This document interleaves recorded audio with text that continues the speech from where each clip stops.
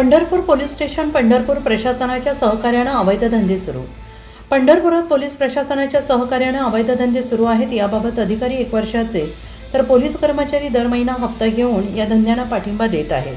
जणू काही किराणा दुकान चालू आहे असे अवैध धंदे चालू आहेत. पंढरपुरात दारू, जुगार, मटका, गांजा, चरस, मेडिकल, ड्रग्ज, अन्य पदार्थ, दूध भेसळ, वाळू चोरी, मुरुम चोरी, अवैधरित्या सावकारी, मावा गुटखा, RMD असे अवैध धंदे चालू आहेत. यामुळे अनेक लोकांचे प्रपंच उद्ध्वस्त झाले आहेत.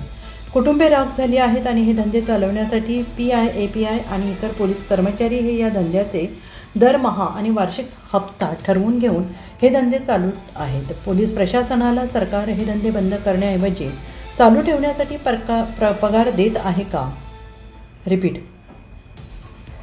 पोलीस प्रशासनास सरकार हे धंदे बंद करण्याऐवजी चालू ठेवण्यासाठी पगार देत आहे का, असा प्रश्न जनतेच्या मनात पडला आहे. यामुळे माननीय गृहमंत्री तथा मुख्यमंत्री देवेंद्र फडणवीस साहेब याबाबत काय कारवाई करतात याकडे संपूर्ण शहर आणि तालुका पाहत आहे. यामुळे वर नमूद सर्व अवैध धंदे त्वरित बंद करण्यात यावेत.